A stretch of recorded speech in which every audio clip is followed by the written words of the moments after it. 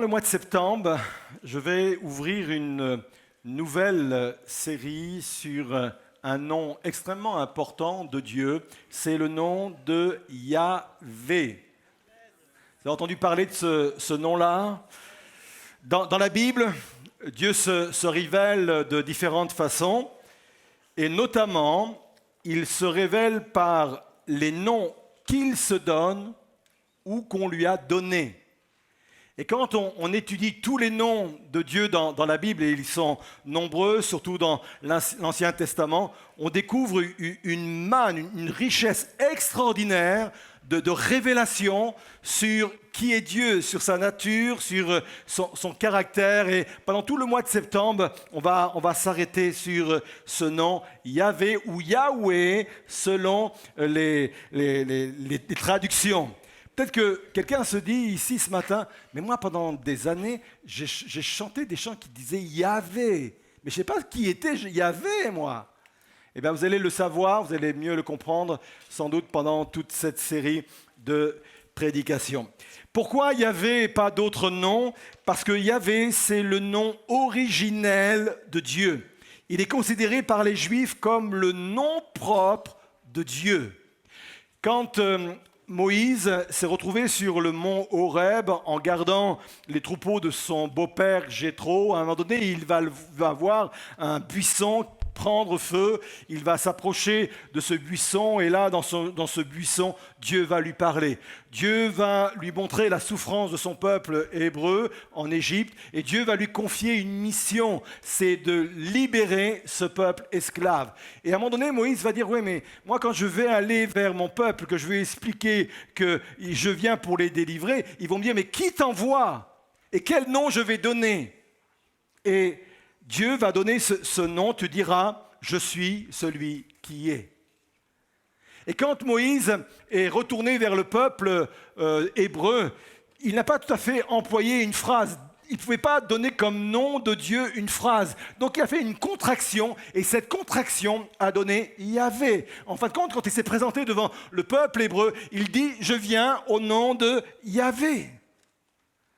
Plus tard, pour préserver ce nom divin, pour ne pas l'employer à la légère, pour ne pas l'employer en vain. Vous vous souvenez d'un des commandements qui disait « tu n'emploieras pas, tu n'utiliseras pas le mot de Dieu en vain ». Ils l'ont pris, les Hébreux ont pris ça d'une façon littérale. Alors ils ont caché ce nom-là originel dans d'autres noms.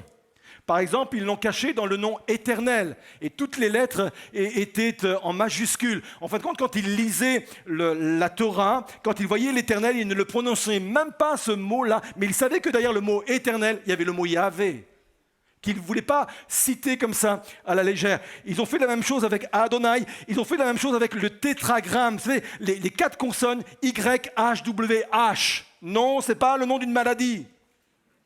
Ce n'est pas le nom d'un virus, c'est un tétragramme dans lequel était caché le nom de Yahvé. Ils ont fait plus tard la même chose avec le nom de Jéhovah. C'est pour ça que je préfère employer Yahvé que Jéhovah. Lui est venu plus tard, et toujours dans le même but de cacher, de protéger le nom initial qui était le nom de Yahvé. Ce nom Yahvé, on le trouve composé dans la Bible, plusieurs mots, Yahvé Jireh, Yahvé Rapha, Yahvé Nissi, Yahvé Shalom, Yahvé Shama, il y en a d'autres, c'est juste quelques exemples. Et pendant le mois de septembre, on va se promener au travers de ces différents noms et on en verra peut-être d'autres et pas peut-être tous qui sont sur cette liste. Mais le nom que j'ai retenu ce matin est le suivant, c'est Yahvé Jireh, qui veut dire Dieu pourvoit. Avec cette idée, plutôt que de focaliser sur l'ampleur de nos besoins, apprenons à découvrir la grandeur de Dieu. Nous servons un Dieu qui s'appelle Yahvé Jireh. Nous servons un Dieu qui se nomme lui-même comme étant notre pourvoyeur, notre livreur, celui qui prend soin, qui pourvoit à chacun de nos besoins. Je ne sais pas si ça vous fait du bien de l'entendre, mais moi, ça fait du bien d'entendre que Dieu, c'est Yahvé Jireh, celui qui pourvoit. Je me serais attendu une acclamation.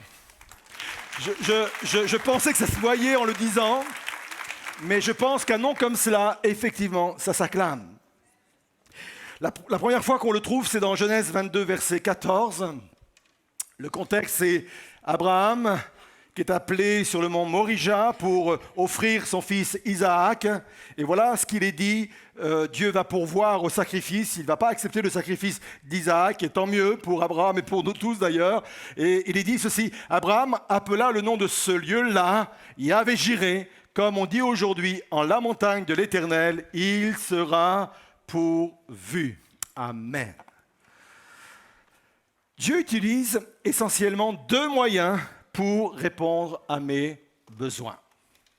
Le premier moyen qu'il va utiliser, c'est la main de l'homme. Avant de m'envoyer un ange pour répondre à mes besoins, avant d'ouvrir le ciel et qu'un colis, presque comme Amazon, descende du ciel, Dieu, avant tout cela, va utiliser prioritairement la main de l'homme. Tout simplement parce que nous sommes des êtres sociaux et Dieu a voulu qu'il y ait une interactivité entre les humains, une interactivité sur le plan émotionnel, sentimental, spirituel et même matériel. La Bible dit que Dieu a créé le riche pour qu'il rencontre le pauvre. Dieu dit, pour le dire autrement, Dieu dit qu'il a créé celui qui a pour rencontrer celui qui n'a pas.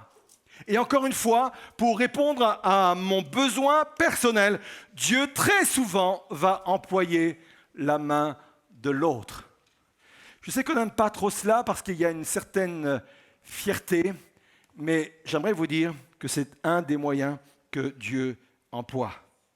Pour répondre aux besoins de la famille de Jacob, vous savez que la famille de Jacob est une famille importante parce que c'est les piliers des 12 tribus qui vont composer le peuple d'Israël. Et pour répondre aux besoins de cette famille, Dieu va envoyer Joseph en avance en Égypte. Joseph va précéder, Joseph va partir en avance en Égypte pour le seul but d'être cette main que Dieu va employer, que Dieu va utiliser pour pourvoir aux besoins de sa famille. On pense souvent que le but de la venue de Joseph en Égypte, c'était pour qu'il devienne pharaon, ou plutôt le premier ministre de Pharaon, mais absolument pas.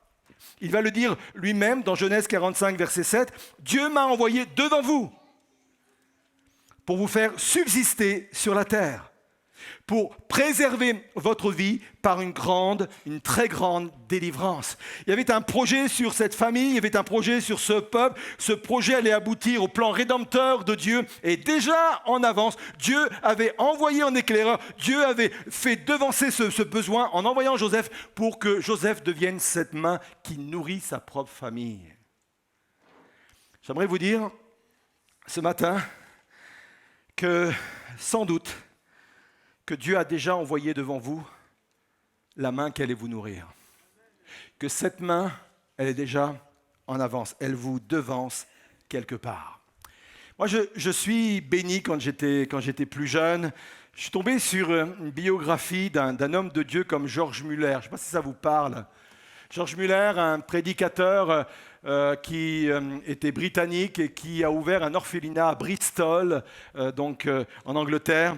Et vraiment, il a reçu ce ministère de nourrir des orphelins. Et dans son orphelinat, à un moment donné, il avait plus de 1000 enfants à nourrir. Et on estime que pendant tout son ministère, il a pu nourrir ou subvenir aux besoins de 100 000 enfants. Vraiment, c'était un ministère particulier. Et quand vous lisez ce type de biographie, vous êtes rempli de foi et ça, plein d'espérance, parce que vous voyez justement le Yahvé-Jiré en action. Il raconte que de multiples fois, il s'est retrouvé sans pouvoir donner de la nourriture à ses enfants. Et il mettait tout de même la table, et il mettait les enfants autour de la table, et il posait l'instant pour remercier le Seigneur pour le repas qu'il n'avait pas. Et à chaque fois, Dieu pourvoyait d'une façon miraculeuse par des mains qui venaient frapper à la porte de l'orphelinat, des entreprises, parfois même un laitier qui était tombé en panne quelques rues à côté, il ne voulait pas perdre le lait, et il est venu l'apporter à l'orphelinat.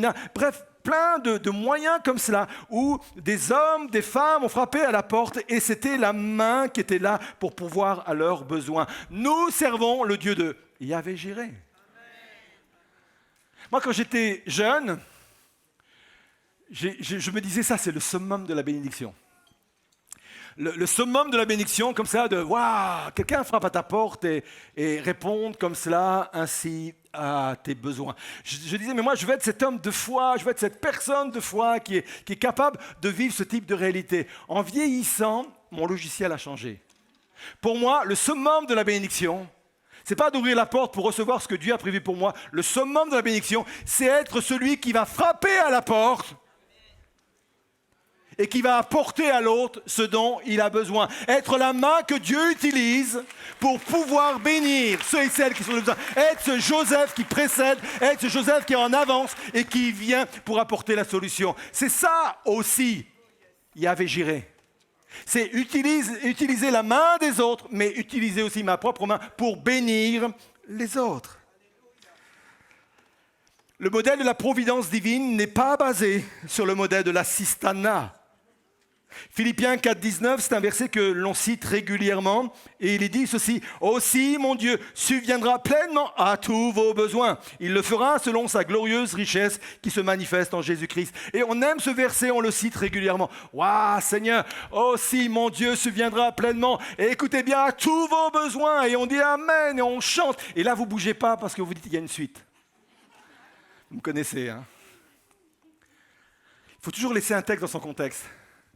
Et les versets qui sont au-dessus, en fin de compte, c'est Paul qui explique qu'il se trouve dans la ville de Thessalonique pour accomplir son ministère.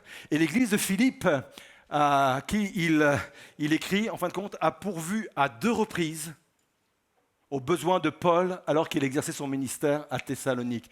Ça change toute la donne, hein?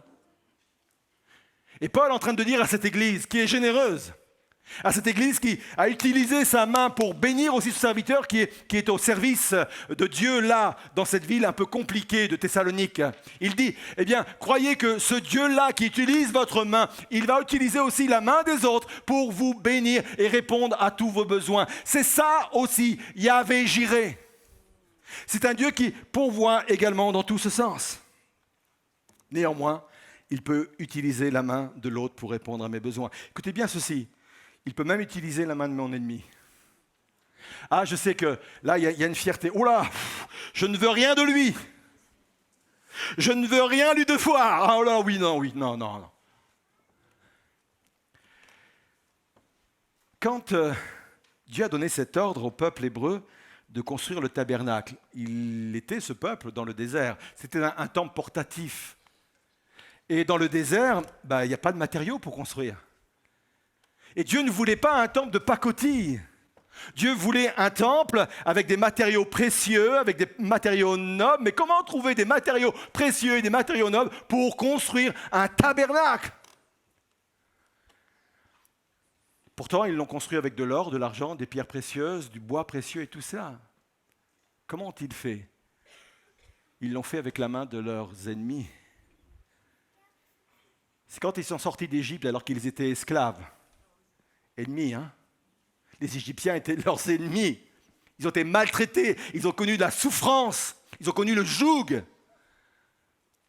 Et quand ils ont quitté au bout de la 10e plaie, ils ont quitté le peuple d'Égypte, le pays d'Égypte. Les Égyptiens étaient tellement pressés qu'ils partent, parce qu'ils en avaient marre de ces plaies. Ils sont allés dans leur maison, ils sont allés chercher des trésors, des biens, de l'or, de l'argent, des métaux précieux. Ils disent, allez, partez, prenez ça et partez. On sert un Dieu incroyable quand même. Yahvé Jireh, c'est celui qui est capable de servir de la main de mon ennemi pour pourvoir à mon besoin. Donc ne refuse pas forcément. Je sais qu'on a tous des schémas un peu particuliers dans nos têtes, mais Dieu est capable de se servir de la main de ton ennemi pour pourvoir également ton besoin. Je vais même aller plus loin, je vais peut-être vous choquer, mais Dieu est capable de se servir de la main du diable pour répondre à vos besoins. Il a utilisé des corbeaux, des animaux qui étaient considérés comme impurs dans l'ancienne alliance, pour nourrir un homme comme Élie, et j'en passe sur les détails. Donc Dieu est capable d'utiliser la main de mon prochain, la main de l'homme, pour répondre à mes besoins. Mais il est capable, et c'est le deuxième moyen, d'utiliser ma propre main pour subvenir à mes propres besoins. Vous me suivez? Dieu ne fera jamais ce que je suis en mesure de faire. Je sais qu'on vit en France, et je ne sais pas comment l'expliquer, mais on a un rapport avec le travail un peu particulier en France. Mais j'aimerais dire que le travail n'est pas une malédiction. Le travail, c'est un moyen que Dieu nous a donné pour bénir le fruit de notre travail et recevoir des bénédictions. Je sais que depuis la chute de l'homme, le travail est devenu difficile, est devenu pour certaines personnes une corvée, générant parfois de la souffrance. Je suis au courant de tout cela, je sais très bien tout cela. Et il faut composer avec cela, parce que oui, il y a eu la chute, le péché est rentré dans le monde, mais le travail en général, et c'était vrai au tout début de la création, le travail en général n'est pas une punition, n'est pas un jugement, n'est pas une malédiction, mais c'est un moyen que Dieu nous a donné pour bénir le fruit de notre travail et pourvoir à nos besoins. Je veux un amen à ça. Même dans la création, au départ, quand Dieu a créé le Jardin d'Éden, avant la chute, on a l'impression que Adam et Ève ont été créés juste pour contempler les beaux arbres, les beaux fruits, la belle nature, un peu rêvasser, un peu méditer sur tout cela. Non, quand vous regardez le premier commandement, ils devaient entretenir. Ils devaient développer cette nature. Donc le travail fait partie bien du plan divin et c'est un moyen que Dieu veut utiliser pour répondre à mes besoins. Écoutez bien ceci, ma responsabilité est de travailler, celle de Dieu est d'assurer le résultat. Je vais mettre devant vous un texte, je vais l'expliquer un peu dans son contexte, Deutéronome 11, verset 10.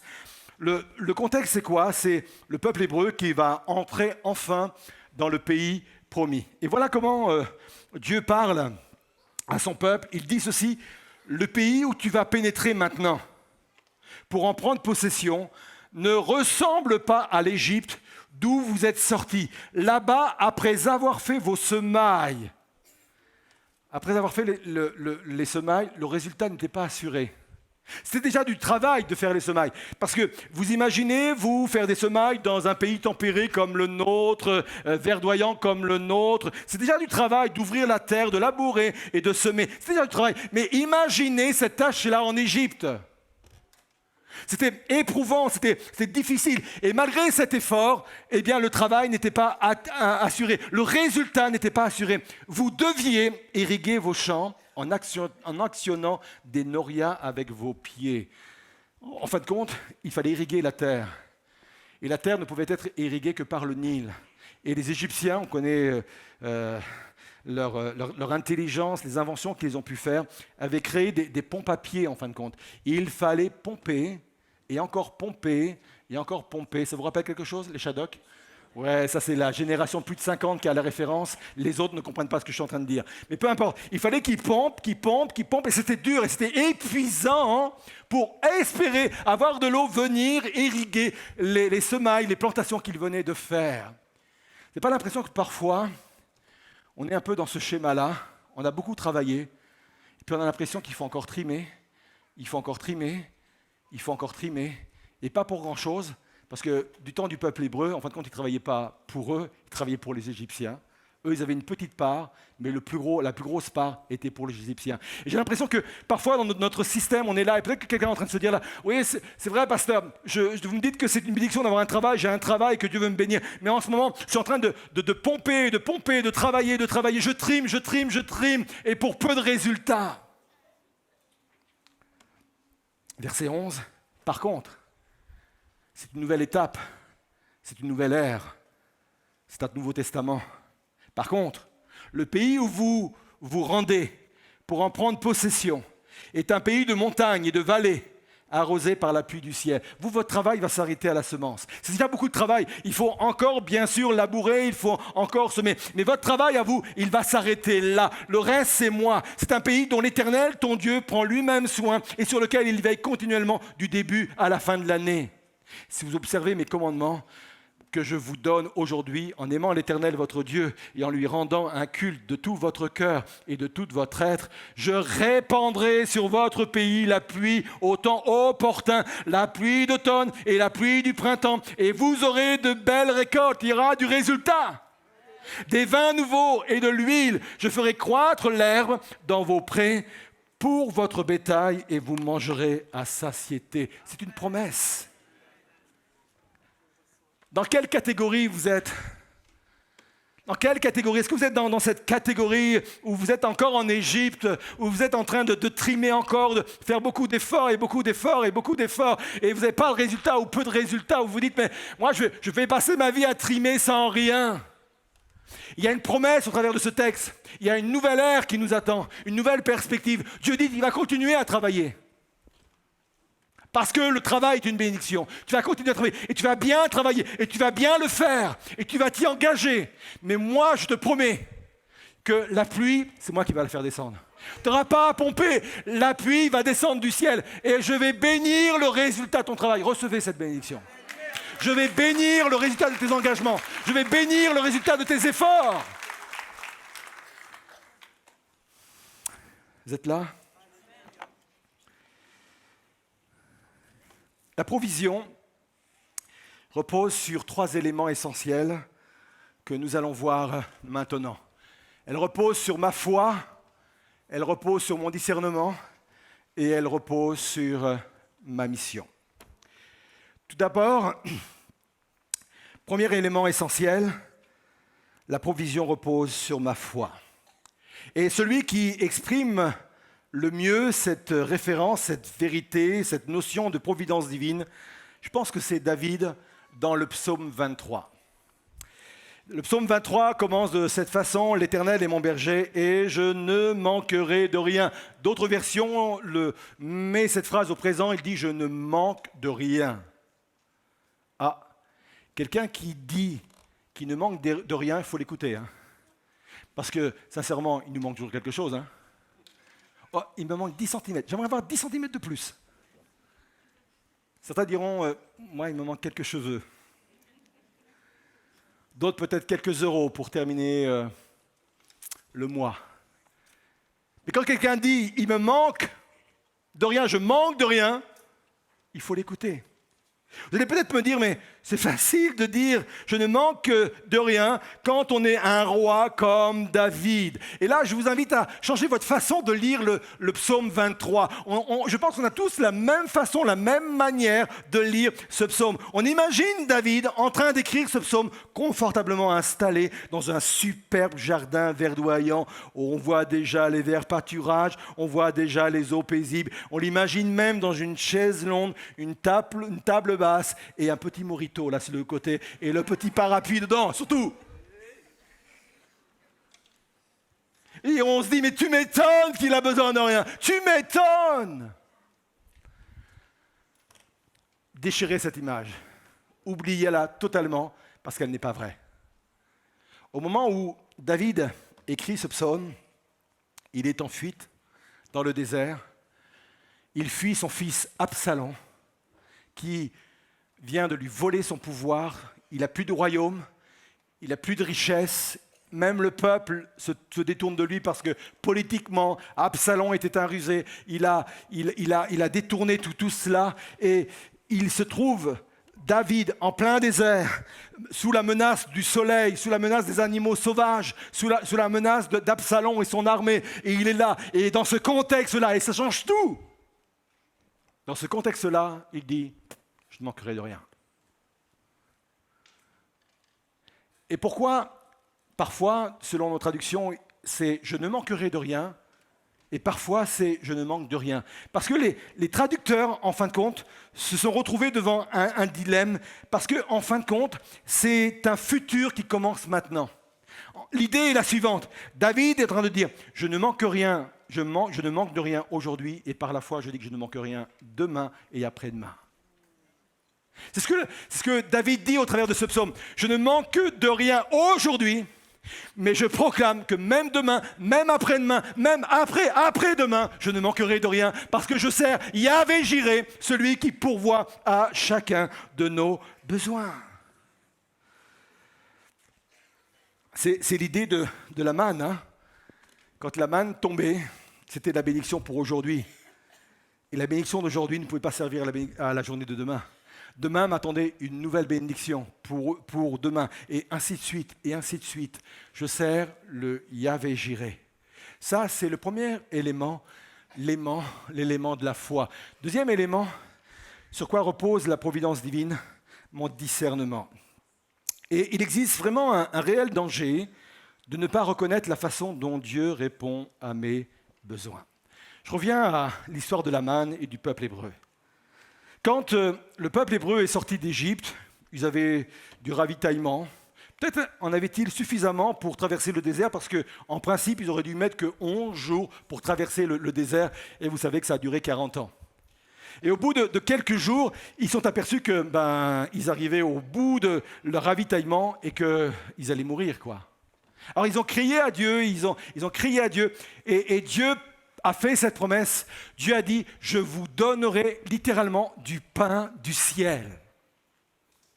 Et je ne sais pas à quoi s'attendait le peuple hébreu. Moi, je m'imagine facilement que le peuple hébreu devait s'attendre à des petits pains ronds, bien croustillants, qui tombent directement du ciel. Peut-être même qu'ils se disaient, oh, ça va nous tomber sous forme de baguettes françaises, bien cuite, bien croustillante, pourquoi pas avec un peu de beurre normand. Oui, j'imagine un peu tout ça. Oui, ma Normandie natale. Et j'imagine un peu, je pense qu'ils s'attendaient à quelque chose comme cela. Et le matin, quand ils se sont levés, qu'est-ce qu'ils ont vu? Ils ont vu une espèce de gelée granuleuse, limite écœurante. Ça ressemblait à rien. Et d'ailleurs, ils vont le dire, mais qu'est-ce que c'est que ça? Et ça donnait même le nom manne, littéralement. Qu'est-ce que c'est que ça? Bien sûr, ils n'avaient pas compris qu'ils devaient travailler la matière pour en faire du pain, mais quand ils ont vu, à première vue, ils ont dit, mais qu'est-ce que c'est que ça? Et Moïse, tout de suite, après, a dit cette parole extraordinaire, il a dit, ça, c'est le pain de l'Éternel qu'il vous a promis. Ne méprisez pas ce que Dieu vous envoie. Peut-être que dans un premier temps, vous allez avoir la même réaction que le peuple d'Israël. Mais qu'est-ce que c'est que ça? Seigneur, je te demande un travail, et là, qu'est-ce que c'est que ça? Seigneur, je te demande de nouvelles relations avec d'autres personnes, et là, qu'est-ce que je vois? Qu'est-ce que c'est que ça? Seigneur, j'espérais être inscrit dans telle université parce qu'elle a une renom, et aujourd'hui, on veut bien de moi dans une université, mais celle-ci, qu'est-ce que c'est que ça? La provision divine repose sur mon discernement. Peut-être que j'ai besoin d'entendre ce que le peuple hébreu a entendu à ce moment-là, de la part et de la voix et de la bouche de Moïse. Mais c'est le pain de l'Éternel. Et ce pain de l'Éternel, sous cette forme-là, a été une bénédiction pendant 40 ans. Peut-être qu'il faut que je révise mon appréciation des choses. Il faut que je révise mon appréciation de ma situation. Il faut que je révise peut-être mes propositions actuelles. Il faut que je les révise. Peut-être que je n'ai pas à les rejeter d'un revers de main en disant « Mais qu'est-ce que c'est que ça ?» C'est le pain que l'Éternel a prévu pour toi. Ça demande du discernement, ça demande vraiment de la révélation. Et Dieu est capable de le faire. Troisième élément sur lequel repose la providence divine, c'est ma mission. Et là, je reviens toujours encore, je reste plutôt sur l'exemple de la manne. La manne était une bénédiction à la proportionnelle. Oui, on en parle beaucoup en ce moment. Hein? Dans le domaine politique, la proportionnelle, on veut y revenir. Dieu fait, au travers de la manne, une bénédiction à la proportionnelle. Je m'explique. Chacun devait prendre autant de mesures qu'il avait de personnes dans sa famille. Celui qui était là simplement en couple, il prenait 2 mesures, 2 portions. Celui qui était 4 devait en prendre 4 et ainsi de suite. Écoutez bien ceci. Dieu pourvoit en fonction de la mission qui m'a été confiée. Quand nous étions 300, rue de Solferino, à Lille, Dieu nous a donné des provisions pour 300. Et on a été bénis. Quand nous sommes passés à 500, Dieu nous a donné des provisions pour 500. Quand nous avons dépassé 1000, Dieu nous a donné des provisions pour les 1000, une bénédiction proportionnelle. C'est pour ça que je suis confiant quant à l'avenir. Quand j'arrive le matin et je vois ce bâtiment qui est en train de se construire et je sais tous les projets qu'il y a dedans, je ne suis pas angoissé. Hein. Rassurez-vous, je dors très bien. Parce que je sais que la bénédiction de Dieu, elle est proportionnelle. et que forcément, elle sera à la mesure de la mission qu'il nous confie en tant qu'Église. Retenez bien cela, je mets la phrase devant vous. Ce n'est pas la provision qui crée la mission, mais la mission qui engendre la provision. Peut-être que tu attends des provisions pour entrer dans ta mission. Dieu dit, commence par la mission et la provision va venir après. C'est la bénédiction à la proportionnelle. Ça demande de la mission. Je crois que plus on s'engage avec Dieu dans ce qu'il nous a confié, ça c'est important, plus on vit le Yahvé Jireh. C'est pas en restant sur la plage, c'est pas en restant dans mon fauteuil, c'est pas en restant dans ma zone de confort que je peux parfois vivre le Yahvé Jireh. C'est quand j'ose sortir, c'est quand j'ose écouter la voix de Dieu, c'est quand j'ose me projeter dans l'avenir, c'est quand j'entre dans ma mission, dans mon appel, dans ma destinée, que je peux connaître pleinement le Yahvé Jireh. Ça prend de la foi, ça prend du discernement et ça prend de ma mission. Je vais conclure. Je vais conclure avec cette idée que le Yahvé Jireh correspond à vos besoins aujourd'hui. On a tous des besoins, quels qu'ils soient, et je crois au ministère du Saint-Esprit qui est capable de venir pendant que je prêcher également, et venir éclaircir ou éclairer plutôt dans votre situation des choses qui correspondent exactement à ce qui vient d'être partagé. C'est pour ça que j'ai beaucoup d'assurance aussi quand je prêche, que je sais que je ne prêche pas tout seul. Le Saint-Esprit prêche avec moi. Et le Saint-Esprit rend concret ce que je prêche parce qu'il vient le coller directement à votre propre situation. Et des fois même, vous entendez des choses que je n'ai pas dites. Des fois les gens ils sortent à l'église et me disent « Ah, merci, quand vous avez dit ça, ça m'a fait du bien. » Je ne l'ai pas dit. Parce que je crois qu'eux-mêmes interprètent ou peut-être l'adaptent à leur situation. Parce que le Saint-Esprit prêche en même temps que moi.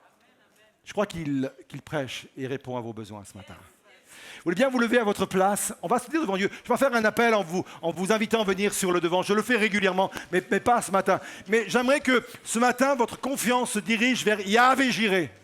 Ce Dieu qui pourvoit à chacun de nos besoins. Peut-être que cela va venir de la main d'un homme, d'une femme, d'un prochain. Peut-être. Ou peut-être Dieu va te dire, la bénédiction va venir de ta propre main, mais il faut que maintenant tu travailles avec espérance, avec foi, dans le résultat. Tu vois, tu vas faire ton effort, toi tu vas bien travailler, tu vas faire les choses proprement, mais c'est moi qui vais assurer le résultat maintenant. Peut-être que Dieu est en train de vous révéler également une personne que vous devez vous-même aider, que vous deveniez cette main-là, le Joseph qui va répondre aux besoins de quelqu'un. Il y a une telle richesse d'avoir la capacité, la possibilité de bénir des personnes par nos propres mains. Waouh, il y a plus de bonheur à donner qu'à recevoir. Peut-être que Dieu est en train de vous montrer cela ce matin. Dieu est en train de vous révéler cela. Peut-être qu'il y a des ennemis qui sont à côté de toi et bizarrement, ils te veulent des choses favorables. Peut-être que je parle prophétiquement là ce matin. Et peut-être que toi, tu es en mode attention, piège. Je t'invite à prier, je t'invite à rechercher la face de Dieu, parce que peut-être que c'est par cette main-là que Dieu veut répondre à ton besoin. Ça demande du discernement. Parce que la providence divine n'a pas toujours la forme escomptée, la forme espérée, la forme qu'on a imaginée. Mais pourtant, c'est la providence divine. Je te demande d'entrer dans une démarche de foi ce matin. Et ne pas simplement dire « je ne manquerai de rien dans le futur », mais de dire dès à présent « je ne manque rien, je ne manque de rien, et je proclame par la foi que demain, il en sera de même ». Parce que je sers un Dieu qui porte le nom de Yahvé Jireh, celui qui a pourvu, celui qui est le même hier, aujourd'hui et éternellement, qui a pourvu pour mes ancêtres et qui va encore pouvoir. Yahvé Jireh. Ma fidélité, la fidélité de Dieu est la base de ma foi et de mon espérance. Il ne change pas. On le chante au travers de ce chant et après je viendrai prier avec vous et pour vous.